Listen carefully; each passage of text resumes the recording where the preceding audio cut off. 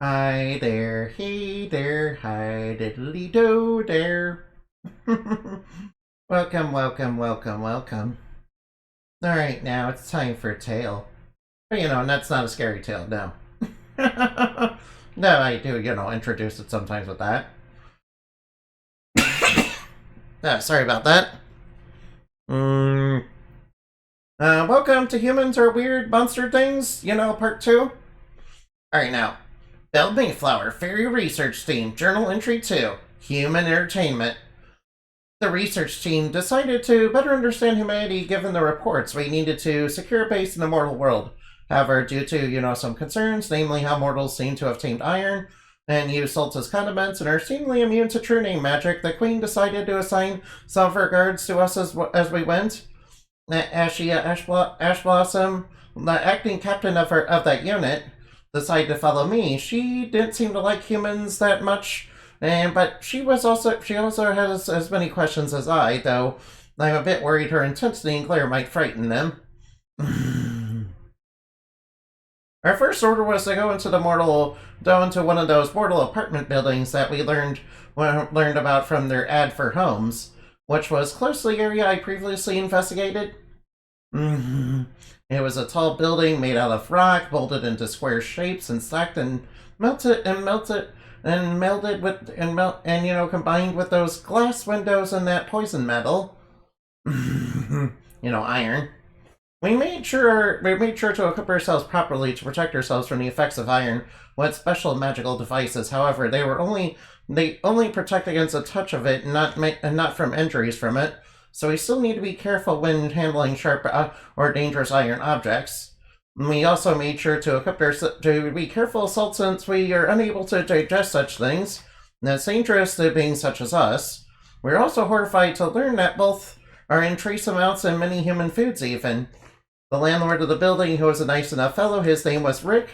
She had tried to bind his name once she heard it, but she was a bit shocked when it failed, just like it did with me. She asked me and Rick how that could be, and he seemed a bit confused by saying true name. I don't know exactly what you mean. You guys are a bit weird. Anyway, as long as you don't make a mess of things in there, or cause trouble for me and the others in the building, I guess it doesn't matter. Don't forget if you guys say anything to call me or the staff, yeah? Now, here's your room key. He then handed, Ashley a small metal key. She was taken aback as it was made out of the same poison metal. Uh-oh. It's made out of the poison metal. Uh-oh, it's iron. But as long as the devices work, it's okay. I noticed it had a room number on it for a 1. At least it's not 404. Alright now. Story not found. He then, said it's on 404, by the way. You can use the map and the elevator to get there. We went towards this elevator, he pointed out, and there was some kind of box with no real exits or windows, but an open door. I was a bit perplexed, but there was another human in it who was a younger male human. When me and Ashia entered, the door suddenly closed. I was a bit frightened, especially once it started moving. The young guy saw us and said, "Hey, you guys okay?" Ashia then said rather loudly, "How can you be so calm? We're trapped."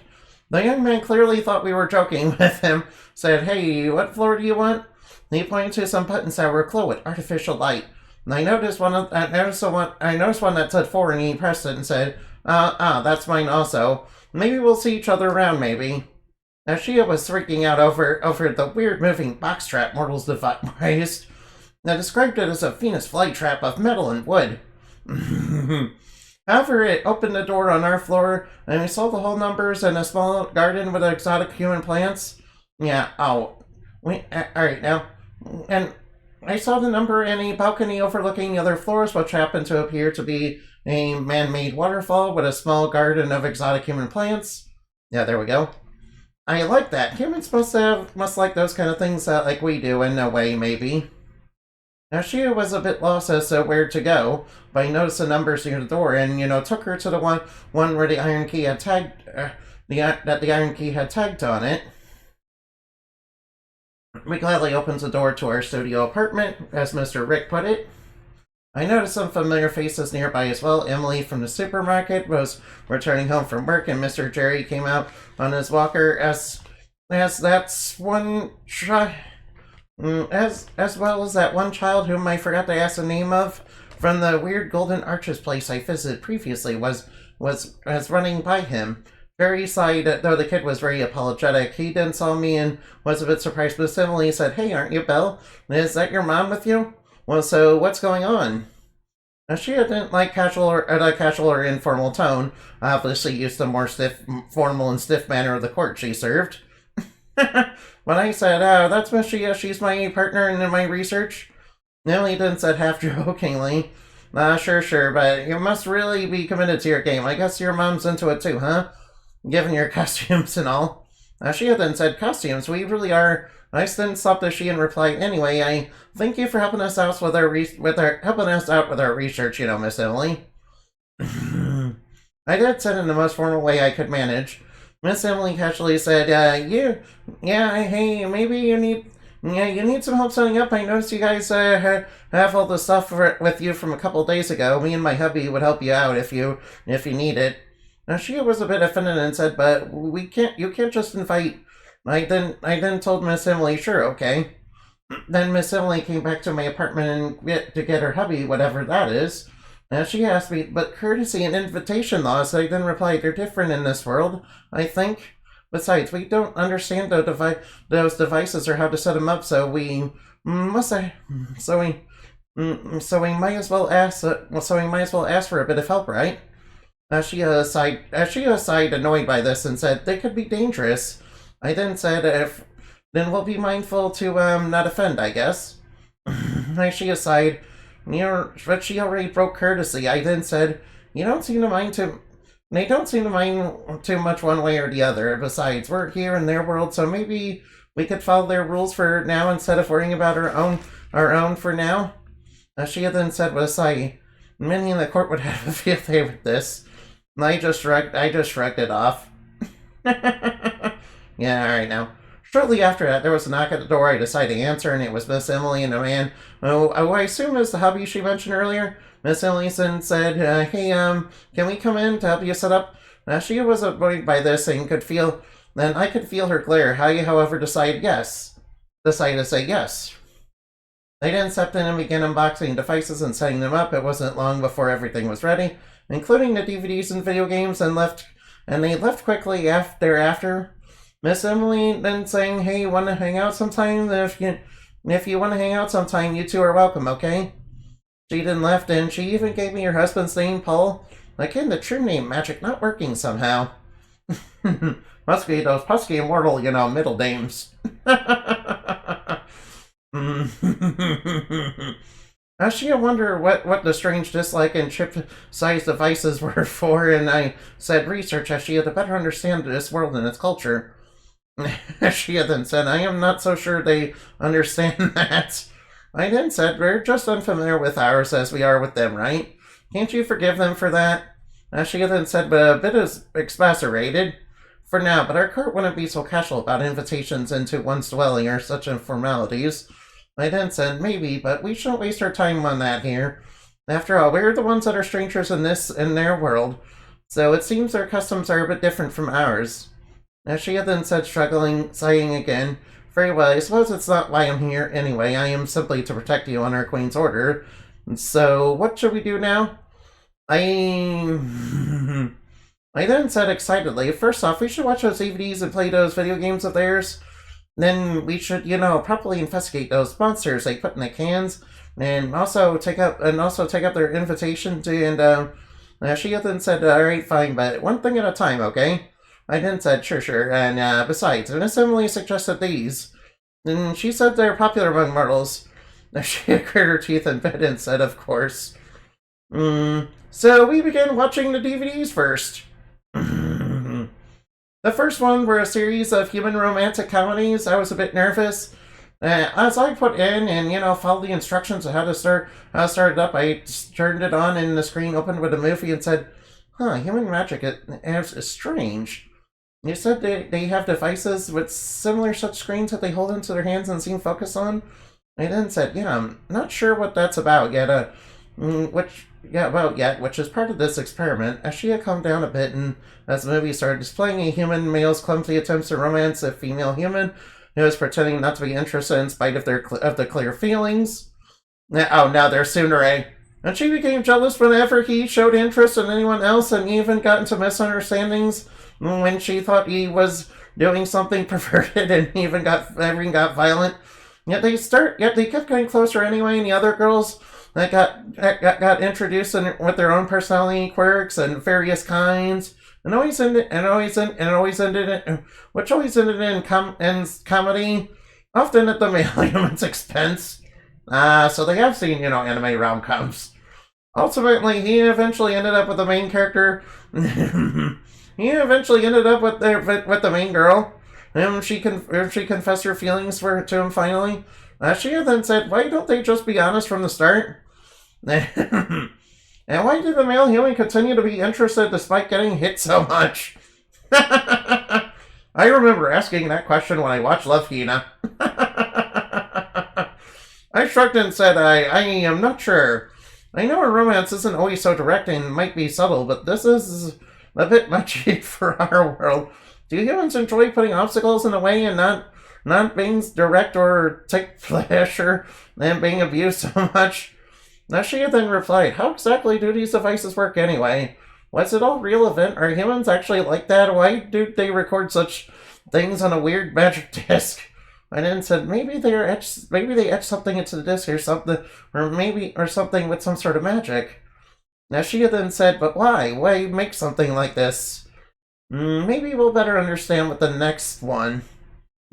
Alright now. Inaman!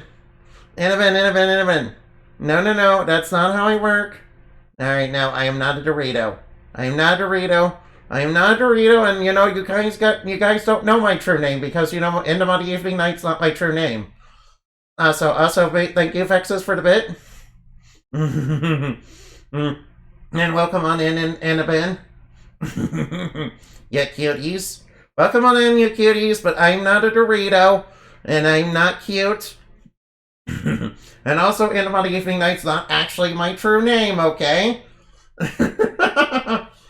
Then we decided on a classic cartoon for children, as Miss Emily put it. It was very different, not like the last one. It depicted something less realistic this time. Maybe it was like that Mario video game I saw that one child in the McDonald's play. That one, we just encountered. It started with an evil queen consumed by affinity as her magic mirror told her that her stepdaughter was a rival to her fairness, and how she hired a hunter to kill her own stepdaughter, only for the hunter to take pity and allow her to escape. And this princess was taken by the dwarves, stocky-bearded craftsmen and miners. She then said, "Wait, what? How do humans have knowledge of dwarves?" I thought they had never been to our world before. I observed that some details were off, not quite like ours, but strangely similar. And then they helped the girl and let her stay with them if she did chores for them. Then the queen disguised herself as a hag, and then used a poison apple to kill the princess. She then said, "This scenario is very similar to what happened during Police Blossom 3's reign. How did humans know about that too?" The dwarves later found the evil queen and threw her off a cliff during a lightning strike, which was pretty dramatic. I was actually a bit sad since the princess was still dead, and it was pretty violent. That evil queen getting thrown off the cliff was a very violent death too. Humans played this movie for children. I did notice that the incident was a bit similar, to that one incident, got referenced, but not quite. While the princess was in a glass coffin, which she and I were puzzled at, a random prince came by and kissed her and awoke her. She then said, "Yeah, he just happened to come by and knew what to do. That's a bit too random. I don't understand. And wait, do humans have knowledge of us and our realm? If so, how?" I then said, "Interesting. This definitely warrants further investigation. They seem to have knowledge of dwarves and of the poison apple trick. Not to mention, they showed this to their children. Very odd." She then said, "This is getting weird. Did they visit us perhaps a long time ago? Did this Walt Disney know of us? We need to know what they know." I replied, "Sure, maybe we should watch more of these. Maybe we should watch more first." Now, she then said, very well, what's the next one? The movie was apparently an action movie. An old classic. An old classic about a former veteran who had run afoul of the police in the woods. Uh-oh, this Rambo. I know what this is. By the way, you guys are all cute, by the way.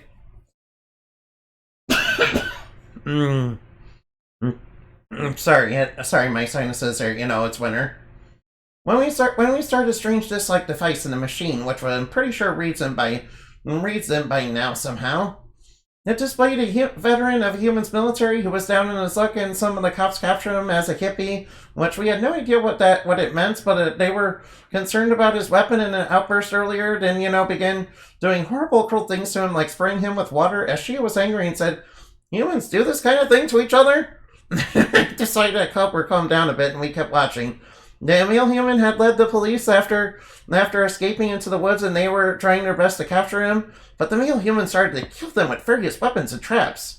Now, she had felt that due to the earlier treatment, it was a bit justified, though was shocked by how violent this DVD was.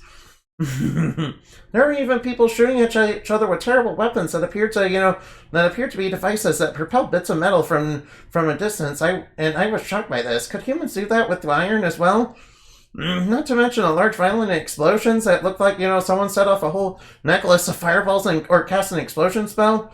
I later learned in this movie when the male human's former military leader was called in that the human cops that this male human, this Rambo, had been through a lot and had to survive, and it could survive with just a knife, a survivor of one of humanity's wars. Now she was a bit shocked by that. Was a bit shocked after it was all over. She then said, humans are dangerous and frightful creatures.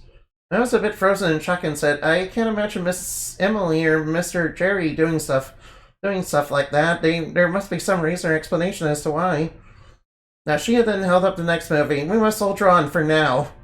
We must, however, get humans to explain themselves. The next movie, however, was going to be the worst of them all. It was a horror movie. Emily herself warned it was a bit scary for children. She then said, as I recalled, how bad could it be? How bad could I be? I'm just doing what comes naturally. How bad could I be? I'm just building the economy. The movie started off with a group of kids getting together to go to a place known as Crystal Lake. Oh no, here comes Jason. Jason's coming! Welcome to your nightmare, bitch! Actually, I think I might be confusing him with, with Mr. Freddy Krueger. They were warned by the other adults, including this one older male counterpart, to stay away from that place because it's like super cursed or whatever. Now she then said, I get the feeling something dreadful is going to happen when they get to this Crystal Lake, isn't it? Especially with this Jason person. I could already feel the impending sense that the teenagers were dim. Then it started. He was a seemingly unstoppable beast that, much like some sort of, unkillable mountain troll that just wouldn't go down, and he wouldn't flinch, he wouldn't stop, he was relentless, silent, full of rage. Minashia saw this masked man, this Jason, hunted down each of the teenage humans, and we can't begin to describe how awful it was. The only survivor did manage to take him down, but I got the feeling that, given the horror movie is numbered, and that this is one of the ones in the middle of the series, that he would be back. That monster, this Jason. I heard of horrors of their world, but this was evil on full display. I was crying once it ended. She held me and said, should we call this experiment off for now? It seems to be a bit too much for you. I said, why did humans make something like that? Did do something like that? Ashia then said, I don't know. Maybe we should find out together tomorrow. Let's rest for now. I agree, but my night was full of dread at the horror I witnessed, especially at the last two movies. Oh no. They watched. Belle Mayflower just watched something that's kind of, a bit scary for her. Alright, now. Tomorrow we went to see Miss Emily and Mr. Paul. She was a bit shaken but adamant. She then said, Human, you have some explaining to do. Miss Emily then said, Oof, you didn't let little Belle actually watch that Friday the 13th movie, did you? I warned her about that one. Emily's tone was calm, almost like it was no big deal to her, but he could see that I was upset. I then said, Why did that man do those things to those people? Miss Emily patted my head and then said, Hey, it's okay, it's okay, it's just a movie, alright? Jason's not real, okay? He's fiction. She had blinked a bit. Fiction, I don't, why? Miss Emily then said, Hey, it's cool, I understand you're just feeling a bit protective, right? It's fine. Just be mindful of the content and age ratings next time, okay? As she then said, then there's no monsters like that in the Rambo. Those things long past. Mr. Cherry was outside and heard us talking about that and said, I remember Rambo. Good movie a good movie from back in the day. A bit much for the young folks, huh? As she then said, then how did you guys know of us and Snow White? Miss Emily then said, that one's been around forever. Been around forever, even before Walt Disney. I heard it was made long ago or collected or something by the Grimm brothers or something. I talked to Mr. Cherry and said, humans don't, do things like in Rambo or Jason, right? Mr. Cherry laughed and said, Young miss, if someone did what Jason did, they would be in jail with the rest of the psycho serial killers. As for Rambo, yeah, war's horrible. Fought a couple myself. Hope none of you kids ever get to have to experience stuff like that. I hope you kids never have to experience something like that. I hope you kids don't get mixed up in stuff like that, you hear? It was a bit comforting, though scary. It seemed that Mr. Jerry himself was familiar with military service and knows conflicts. He seemed like he was still a good man. It seemed like there were monsters like Jason in this world that, could be considered, but they were not considered a norm and even despised even. The humans even put them in jail. Maybe that's where they turn their monsters into drinks. A horrible fate for awful people, to be sure. Miss Emily then said, please be careful about letting your kids watch scary or violent movies, okay? She then said, those scenarios weren't real. Miss Emily then responded and said, it's all acting and special effects, yeah? So don't worry about them, yeah? As she relaxed a bit for a moment and held my hand tight, I then said, in that case, it's okay then. Thank you, both of you.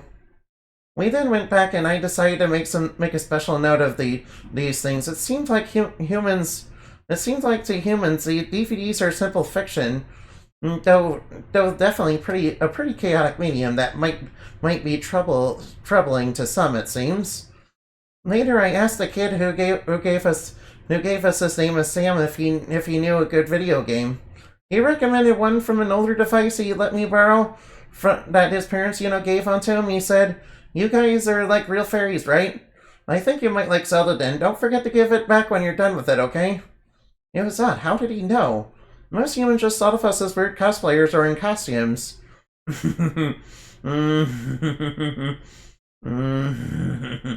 Maybe we should consider disguising ourselves and collecting some clothes from the supermarket later to wear. After all, though no one so far was openly hostile. I think in this world there is chaos and beauty in each of them, and that they are all capable of each in equal measure. And the thought of that made me a bit apprehensive. And that is the end of part 2. Alright, now, be sure to tell me what you guys thought of the story, okay?